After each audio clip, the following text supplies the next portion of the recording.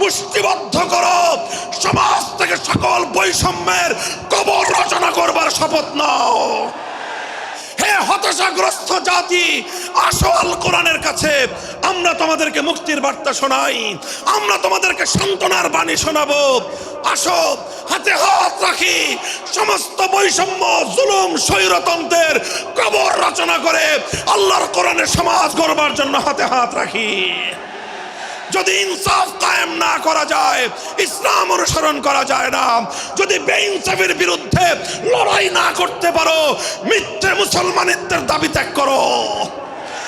তুমি যদি ইনসাফের জন্য যুদ্ধ করতে না পারো, তুমি যদি বৈষম্যের বিরুদ্ধে লড়াই করার হিম্মত না রাখো, মুসলমানের মিথ্যা দাবি করা ভণ্ডামি ছাড়া কিছুই নয়।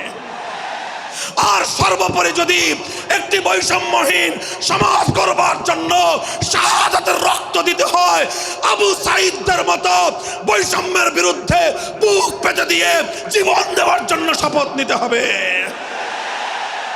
কোরআনে পাকের এক একটা আয়াত, কোরআনের এক একটা বিধান আল্লাহর জমিনে বাস্তবায়ন করার জন্য আমাদের জীবন যৌবনের বাজি লাগায় দিতে হবে, বাজি লাগায় দিতে হবে ইনশাআল্লাহ। ইনসাফ কায়েম করতে গিয়ে ছুরি যদি নিজের সন্তানের হাতের উপর দিয়ে যায়, সে হাত স্তব্ধ হয়ে যাবে না, সে হাত থমকে দাঁড়াতে পারবে না। যেখান দিয়ে ইনসাফ যাবে সেখান দিয়ে ইনসাফকে চালিয়ে দিতে হবে। এই সমাজ, এই জমিন এখন বিপ্লবী চায়। সে বিপ্লব আব্রাহাম লিঙ্কনের আদর্শের বিপ্লব নয়, সে বিপ্লব কার্ল মার্কস, মাও সেতুং আর লেনিনদের বিপ্লব নয়। বাংলার মাটি আরেকটা বিপ্লব দেখতে চায়, সে বিপ্লব হবে আল কোরআনের বিপ্লব, সে বিপ্লব হবে ইসলামী সমাজ গঠনের বিপ্লব। সেই বিপ্লবের জন্য 2000 যুবক নয়, যদি 2 লক্ষ যুবকের তাজা বুকের শাহাদাতের রক্তের প্রয়োজন হয়, সে রক্ত দেওয়ার জন্য শহীদ ঈদগাহে কারা কারা জমায়েত হবে, কারা কারা জমায়েত হবে।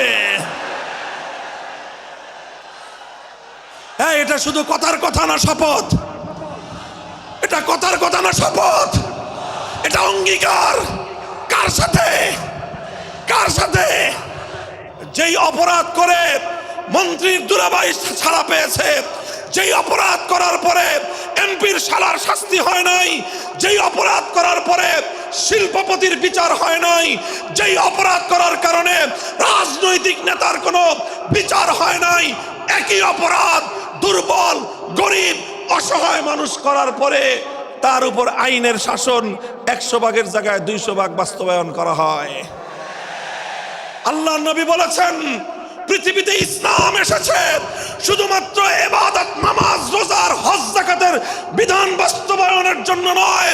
ইসলাম দুনিয়াতে আগমন করেছে, তার আগমনের অন্যতম উদ্দেশ্য হলো সমস্ত বৈষম্য দূর করে, জুলুম আর বেইনসাফি দূর করে বিশ্ব সভ্যতায় ন্যায় এবং ইনসাফ কায়েম করা।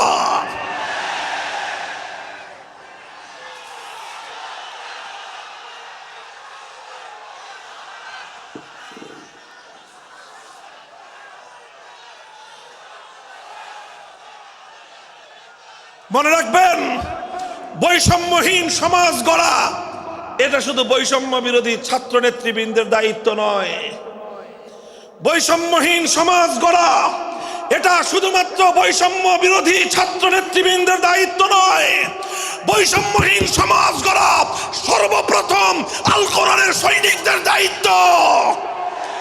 বৈষম্যহীন সমাজ গড়া সর্বপ্রথম আল্লাহর নবীর সত্যিকার উম্মতদের দায়িত্ব। ওঠো, দাঁড়াও, হাত মুষ্টিবদ্ধ করো, সমাজ থেকে সকল বৈষম্যের কবর রচনা করবার শপথ নাও। মুহতারাম হাজিরিন, কথাটা খুব জায়গা লক্ষণীয়, শোনার বিষয়। যারা একটা বৈষম্যহীন সমাজ দেখতে চাও, যারা জুলুম এবং অত্যাচারে অতিষ্ঠ হয়ে গিয়েছ, যাদের জীবনকে এই ধরনের অন্যায়, অবিচার, জুলুম, শোষণ, স্বৈরতন্ত্র যাদের অন্তর হৃদয়কে জ্বালিয়ে পুড়িয়ে ছারখার করে দিয়েছে, হে হতাশাগ্রস্ত জাতি, আসো আল কোরআনের কাছে, আমরা তোমাদেরকে মুক্তির বার্তা শোনাই, আমরা তোমাদেরকে সান্ত্বনার বাণী শোনাবো। আসো হাতে হাত রাখি, সমস্ত বৈষম্য জুলুম স্বৈরতন্ত্রের কবর রচনা করে আল্লাহর কোরআনের সমাজ গড়বার জন্য হাতে হাত রাখি। দেখেন আল্লাহ পাক রব্বুল আলামিন যুগে যুগে যত নবী রাসূল প্রেরণ করেছেন, যুগে যুগে যত আসমানি কিতাব আল্লাহর পক্ষ থেকে অবতীর্ণ হয়েছে, কেন হয়েছে? শুধুমাত্র মুসল্লিদের সমাজ গড়বার জন্য নয়, শুধুমাত্র রোজাদার সমাজ গড়ার জন্য নয়, অবশ্যই কোরআন এবং কিতাব নাজিল হয়েছে নামাজের জন্য, অবশ্যই কোরআন এবং কিতাব নাজিল হয়েছে রোজা হজ যাকাত সহ আল্লাহ পাকের যাবতীয় বিধান সমাজে বাস্তবায়ন করার জন্য। তবে একমাত্র এটাই উদ্দেশ্য নয়, বরং সমস্ত কিতাব সমস্ত নবী রাসূল দুনিয়াতে আগমন করার অন্যতম একটা মৌলিক লক্ষ্য। কোরআনে পাকের সূরাতুল হাদীদ থেকে তেলাওয়াত করেন, অর্থ বুঝেন, মর্ম বুঝার চেষ্টা করেন। লাকাদ আরসালনা রুসুলানা বিল বায়িনাতি ওয়াল হুদা ওয়া আনজালনা মাআহুমুল কিতাবা ওয়াল মিজান লিয়াকুমান নাসু বিল কিসত। আল্লাহ কোরআন বলছে যে আমি নবী রাসূল পাঠিয়েছি, আসমান থেকে যুগে যুগে কিতাব নাজিল করেছি। এই সব কিছুর অন্যতম একটা উদ্দেশ্য হলো লিয়াকুমান নাসু বিল কিসতি। কোরআন নাজিলের উদ্দেশ্য, নবী প্রেরণের উদ্দেশ্য, শরীয়ত প্রেরণের উদ্দেশ্য, ধর্ম প্রেরণের উদ্দেশ্য হলো, অন্যতম উদ্দেশ্য হলো লিয়াকুমান নাসু বিল কিসতি। মানব সমাজ থেকে অন্যায়, অবিচার, জুলুম, শোষণ দূরীভূত করে ন্যায় এবং ইনসাফ কায়েম করা, এটাই হলো ইসলামের অন্যতম মৌলিক লক্ষ্য। যদি ইনসাফ কায়েম না করা যায়, ইসলাম অনুসরণ করা যায় না।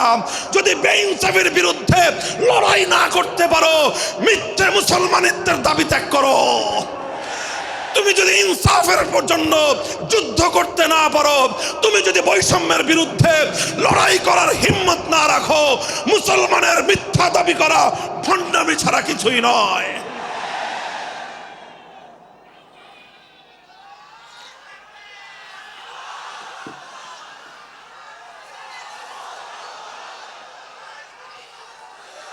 এই জন্য আমাদেরকে বুঝতে হবে, আমাদের জীবনের অন্যতম মিশন, যে জন্য আল্লাহ তার নবীদেরকে পাঠিয়েছেন, নবীদের জীবনের মিশন যা ছিল, নবীর উত্তরাধিকারী, নবীর অনুসারীদের জীবনের মিশনও সেটাই হবে।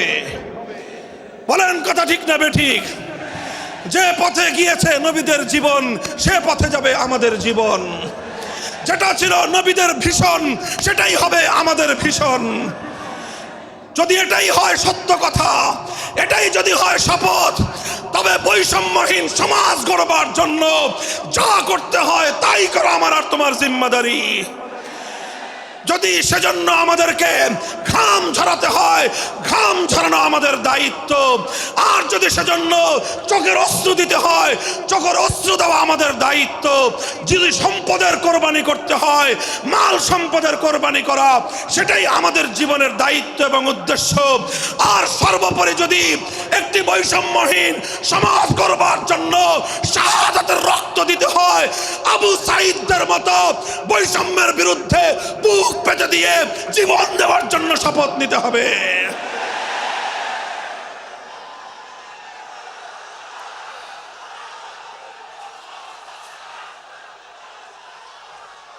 এই প্রস্তুত থাকবেন তো ইনশাআল্লাহ? আল্লাহর নবী বললেন এই বৈষম্য চলবে না, এই বৈষম্য জাহিলিয়াত, এই বৈষম্য মূর্খতা।